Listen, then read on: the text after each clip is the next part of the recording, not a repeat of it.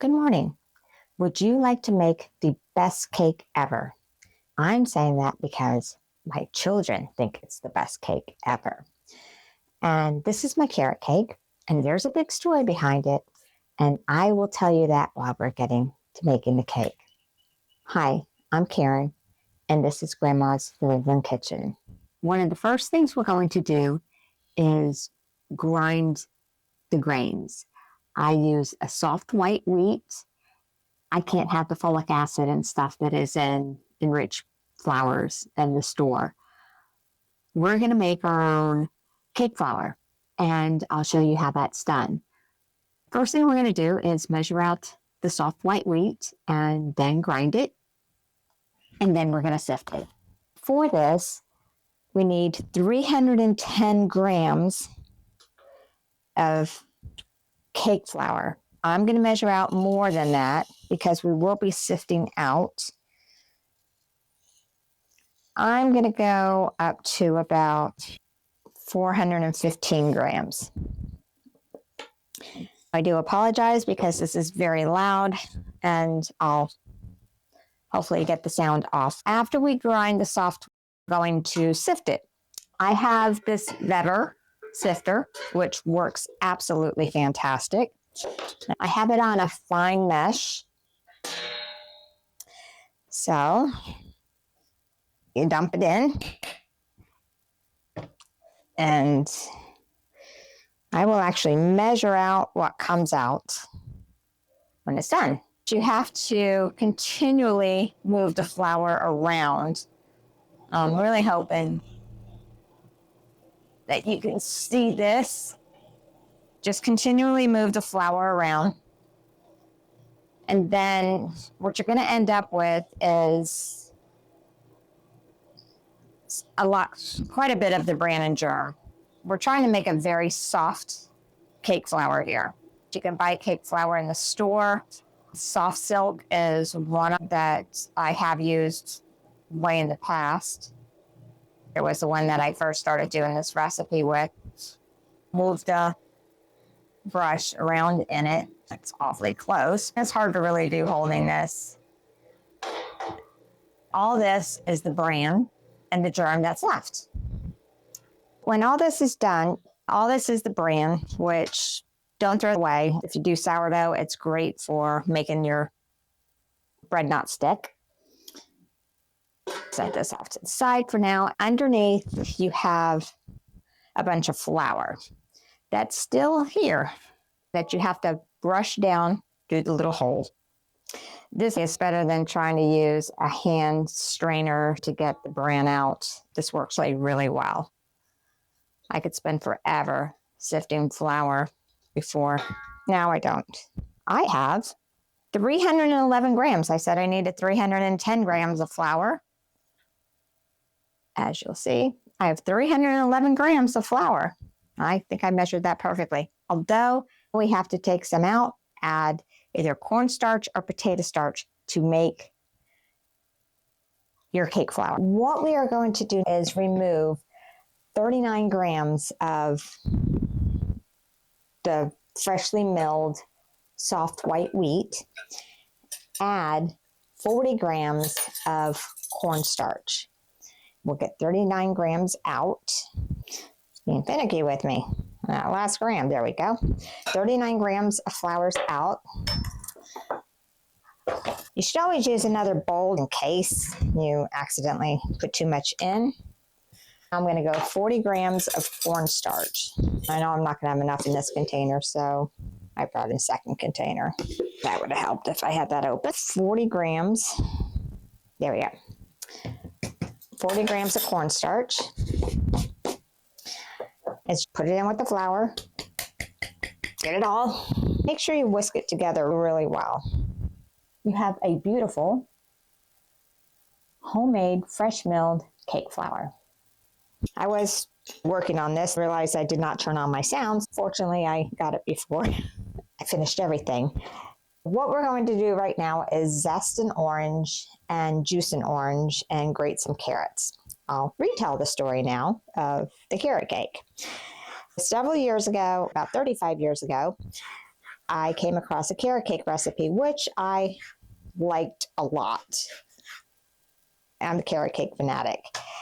And my counter is very clean, you guys. That recipe 35 years ago wasn't the best. It was good. Over 20 years, I started modifying this recipe. Each time I modified it, it was better. Literally within 20 years of doing it, and understand I only made the cake twice a year, it got to where we loved it and just never changed the recipe again. My kids want the recipe, and unfortunately, through moving, I lost it. I have searched high and low. It was a whole notebook of recipes that I had created from my 20s to my 50s. Now in my 60s, they're all gone.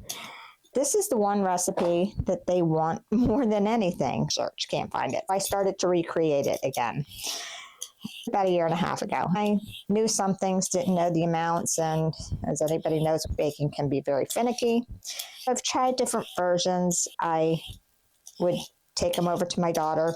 No, it wasn't right. A year and a half, almost 2 years later, I finally think I have it. I have not given it to her yet. She's actually going to get this cake when it's done. My husband, who doesn't care for carrot cake, literally ate half the carrot cake, and he's been on a really good diet lately, but he ate half the carrot cake.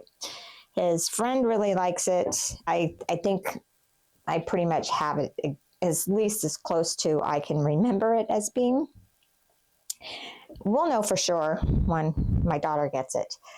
Here's the final recipe, and I hope my kids are happy with it.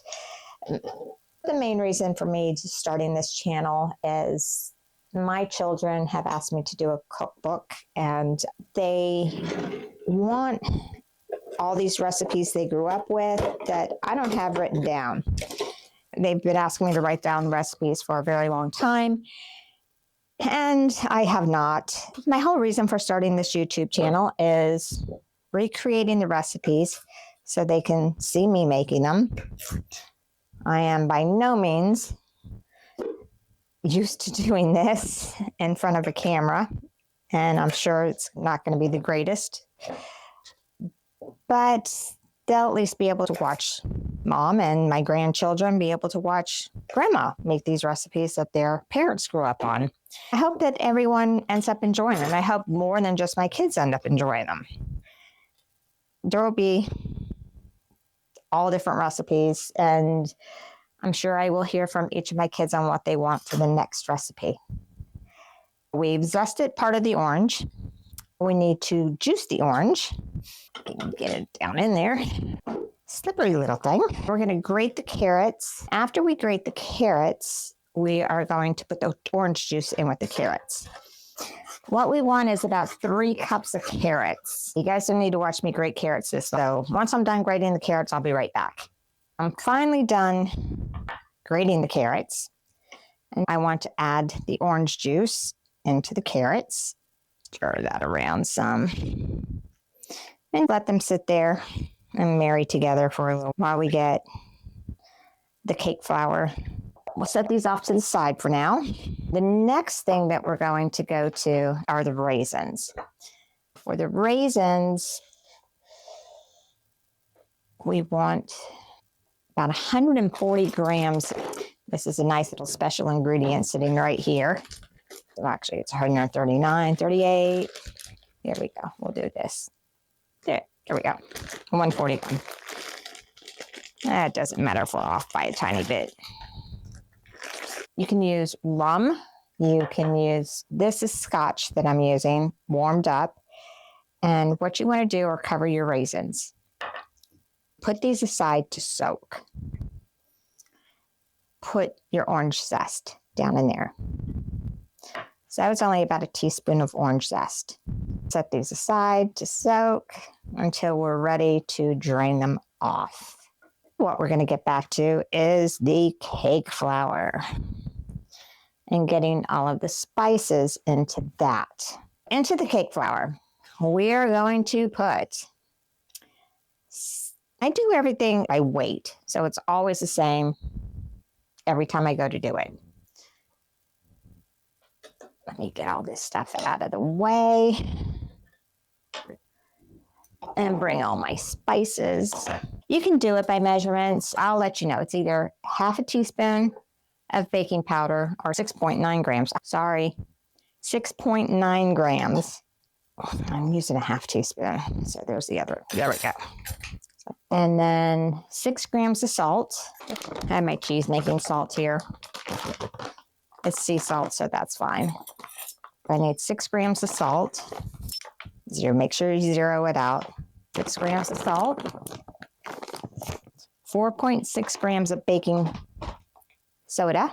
There's the baking soda. Zero it out. It was easy to add. 12 grams of cinnamon. Zero it out. 7 grams of cinnamon. I'm adjusting this. That looks like too much. If I keep going, that looks exactly right. Grated ginger. I make my own grated ginger. I go to the store, buy fresh ginger, peel it, dehydrate it, and that's what's in here. When I get ready to bake, I stick it in my Vitamix and grind it. This is going to be 1.5 teaspoons or 2.7 grams of ginger. I'm going to go, there's one teaspoon and a half. It comes up to 3 grams, everyone. Stick with the 3 grams. I will redo this recipe online so it's correct. This is what happens when you ask Google to adjust teaspoons and tablespoons into grams. This is 3 grams. The other one that I thought was really high was the cinnamon. It's 7 grams. I think the 7 should have been the cinnamon and the 2 was the ginger, but it's 3 grams of ginger. And a 1/4 teaspoon of clove, which is supposedly 1 gram. It didn't register, so a 1/4 teaspoon of clove. That is it for your dry ingredients. Mix everything together really well. Get it all really incorporated. That looks right. Oh, smells good. Smells like Christmas.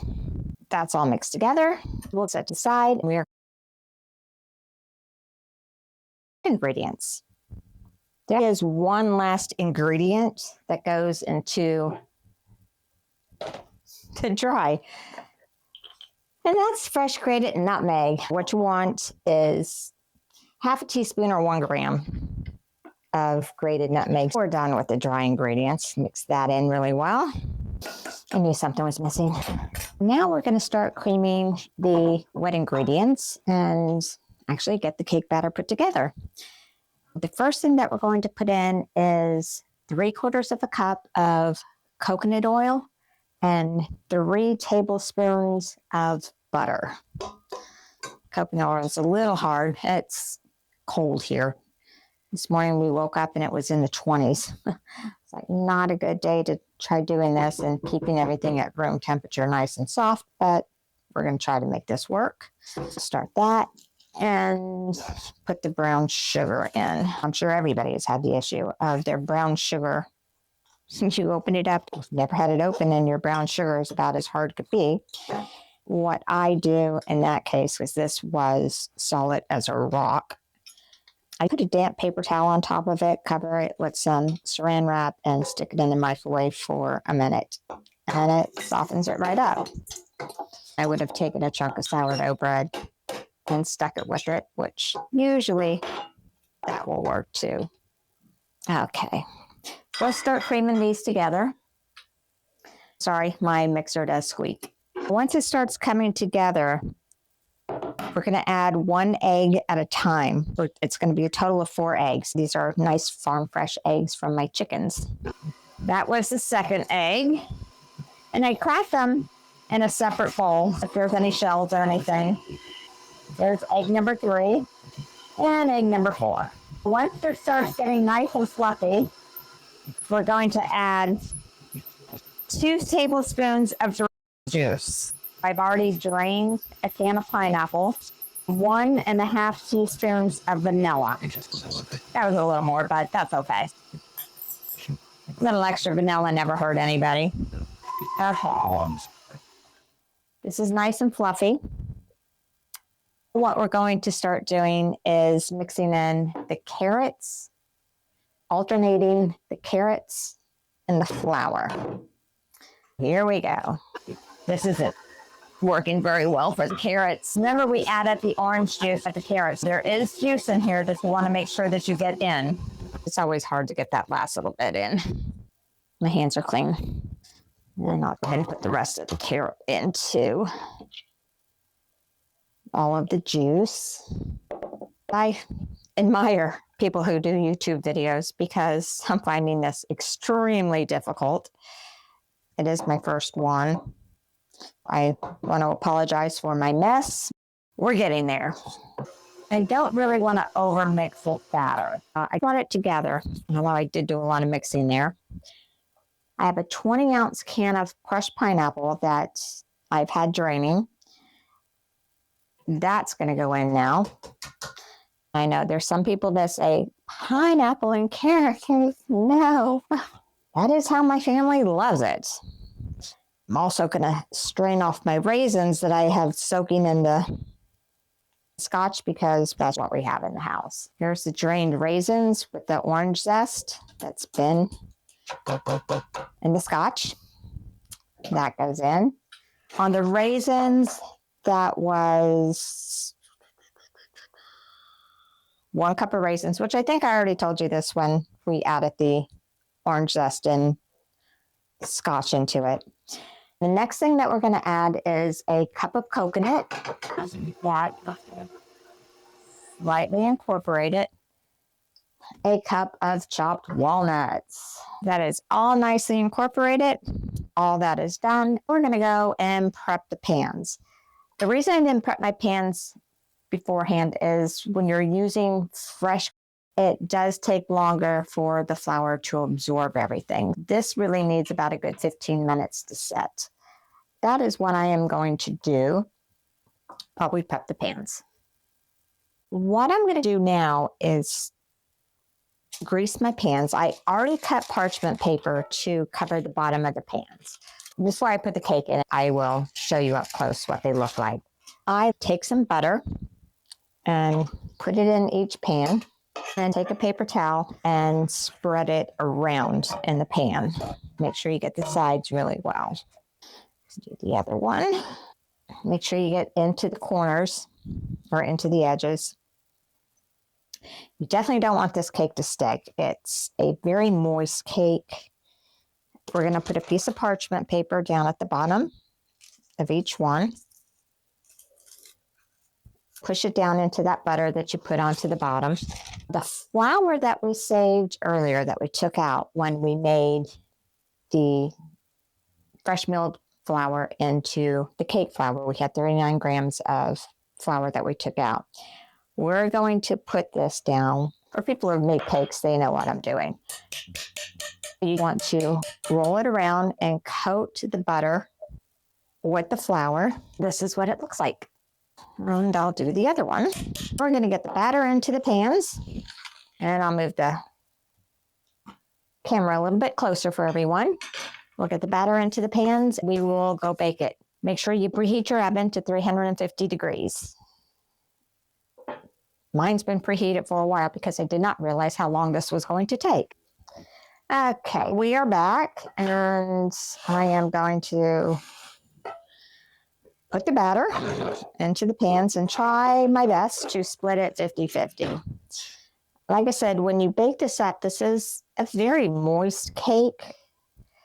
So really the toothpick method doesn't work that great with it. You can still do the toothpick method, but you may get something out of it. I mainly look at the cake, feel the top of the cake, make sure it doesn't look wet, and that everything is browned pretty well. Okay. I couldn't measure these. Make sure I have 2 evenly done ones. Why don't we try that? Okay, let's start with this one. And it's 917 grams. Yes, so let's see what we have here. Ooh, ooh, that's 1,000 grams. Let me spread this out and we'll bring that one over and put the rest of it in. Be nice if there's at least an extra 100 grams here, which I think there is. Actually, I think there's more. And there is more. So I'm going to eyeball it now. My dog came in here. She's not supposed to be in here. She knows that. I think she likes the smells too. Spread it out nice and evenly. These are going to go into the oven for about 50 minutes. I do not film in my kitchen. Everything is set up for me to film in a 3-season room. So you won't see me actually put it in the oven, but I'm going to go bake them at 350 degrees for about 50 minutes, and I will see you when they're done. The cakes are out, and they smell fantastic. We're going to wait for them to cool. In about 15 minutes, I will take them out of their containers and let them cool completely on the cooling racks. When they are completely cooled, I will make the cream cheese frosting and we'll put the cakes together. See you then. The cakes have cooled for about 15 minutes, and I am going to remove them now from the pans. I use some metal racks that I have from my dehydrator, and I'll set them over the top. Flip the cake out on top of it. Because everything was buttered and floured beautifully, it comes right out. And let's do the other one. Same thing. Came out beautifully. Take the towel off and remember to remove the parchment paper. We'll let these cool completely. We'll be back to make the icing and get them put together. We're going to make the frosting. I know it's going to make an awful lot, and I only have a 2-layer cake going. And most of the time, this cake, I will make it as a 3-layer cake. I'm going to have extra frosting, but you can cut this in half, but I'd rather have more.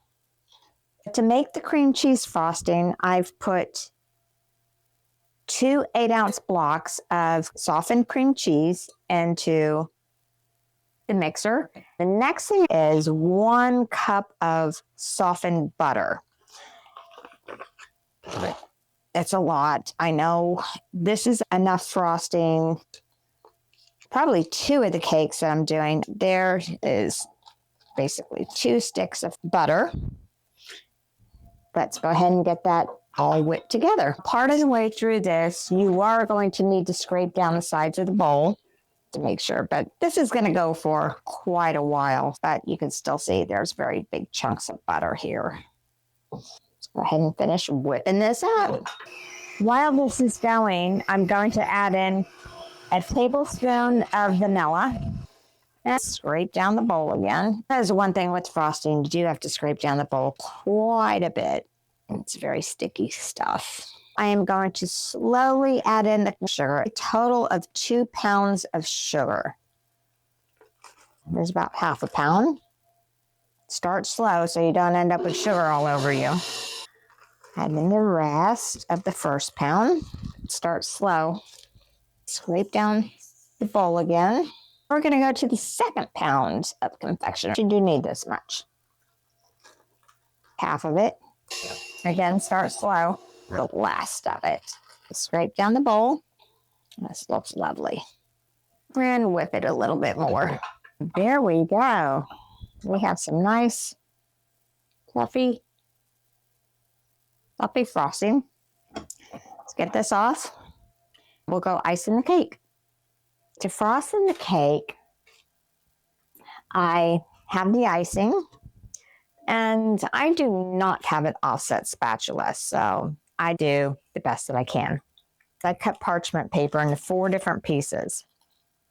It's partially under there. When I'm frosting, because your cake rises in the middle and the top is now on the bottom. I'll take a very large portion of the icing because I have way more than I need. Spread it out. I'm not a professional cake baker by any means, or cake decorator. This frosting is absolutely fantastic. It's the same one that I use for cinnamon rolls too. So that's why I don't mind extra. Because maybe it gives me an incentive to make some cinnamon rolls. I will take the other half and set it on top and do the rest of it. A lot of reasons why I do a double batch of frosting is I'd rather have more extra frosting than not enough, especially with the cream cheese frosting on a carrot cake. It's one of the best parts. We're going to go to the sides. This is where I struggle. So what I usually do is I go around on the edges. This is how I do it. Others may have a better way of doing it. I do the dollops on the edge. What I do is go down. Like I said, I am not a professional cake decorator. I should probably take a class. I really don't make that many cakes. It's about the only cake everybody always wants from me. I'll try to make it prettier. I probably am going to use all this frosting. Here's where I will try to make it look a little bit better. When I make this cake and it's 3 layers, I actually can do a little bit better job because it's taller and you can even it out a little bit better.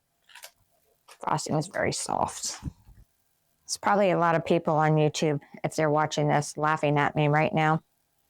I said, may not be the prettiest, but it does taste good. I keep trying to go around and somewhat even it out. I should change this to not the prettiest cake, but tastiest cake. Like I said, when it's 3 layers, I usually do really fine chopped up walnuts. Put them along the side. It's not bad. Okay. Just going in the belly. I remember my mom, she didn't do this paper thing. She used to do all these little swirly things like this on top of cakes. And I try to smooth it out the best that I can. As anybody who's made a cake knows, it will get this crusty part on it that will set. Once it sets, I pull these little pieces of paper out. What I do need to do, I have this little heater in here that's a little Amish electric heater that looks like a fireplace. It's blowing heat, except for pulling the paper off when it's all set. You can crush up extra walnuts and do them around the edges. I usually don't when it's only a 2 layer. I do if I do a 3 or 4 layer, usually a 3 layer. I will be back when I go to pull this off and then talk to you a little bit more. Okay, I have decided to put walnuts along the edge of it. Let's see how this goes. When you do this, what you want to do is go along and press them in. It's messy. One hand to go in the bag, another hand for pressing. This probably would work better if I ground them up a little bit smaller. You want to do this while the frosting is still soft, so you can squish them on in there. Like I said earlier, I really admire people that do this all the time. I started doing this video at 9 o'clock this morning. It's been fun. Boy, it's a lot of work, especially when you're trying to videotape. And this is my first time doing this. Not the greatest at it, but it's hard. I do admire everyone when I say this, YouTube videos. It's a lot of work. I've noticed little things like the camera not in the perfect spot all the time. I guess that's things that you get better with as time goes on, but it is work. If anybody thinks that it's not, they're crazy. Let's see. The frosting's really soft. I definitely won't pull these papers out until it is done. I'm making a mess. Hope walnuts are okay for a dog. My wonderful little Bella is down here by my feet, eating the walnuts I dropped. The counter's very clean. It's been cleaned like 20 times today. Nobody's eating this except family, so they're used to my hands. Almost done. This is messy. This was easier. If you grind the walnuts up finer, this definitely goes on easier. I decided not to do that, which in the past when I've made this cake, I have. They actually go on much easier when you pat them on. These bigger pieces do not. You really got to get them into the frosting. But that's where we're at. We're going to make it work. We're almost to the end. What a mess. Yes, definitely. If you decide to do the walnuts, take them into smaller pieces. But it's okay. I'll do now. Let's go along and try to get the end squished up on there a little bit better before I pull the papers off. Okay, this is about the best I'm going to do on this. I'm going to let the icing set. I'll pull these off. It has been a very long day, but I can honestly say the carrot cake is done. I'm actually very pleased with it. Tomorrow, I will take this to my daughter, and that will be the test on whether or not I finally got the recipe. I'll bring you guys along for that. Until tomorrow, have a good night. What I really want to know is if I recreated it. That's the big deal. Well, we're gonna find out. Good thing it's only 2 layers and not 3. It is messy with the plastic knife. That's okay. It's gonna taste delicious either way. Okay. Did I get it? Yes, it's pretty good. I mean, I don't think you can really go wrong, Mom. Yeah, it's really nice. There are raisins in it, right? Yep. Yeah, I found those. Soaked in scotch. Soaked in scotch. Yeah, it's really good, Mom. It's so good. There you go. That is my carrot cake. And my daughter did enjoy it very much. I brought a little slice home for my husband, and he's already finished that off. Thank you very much for being very patient. If you're still here, I will post the recipe along with the video, and I hope everybody enjoys it. This is my very first video that I'm putting up for my children. Anything else that you want to see me make, please let me know, and I will make them for you. Other than that, I will see you at the next video. Please hit like and subscribe if you liked it. Have a good day. God bless you.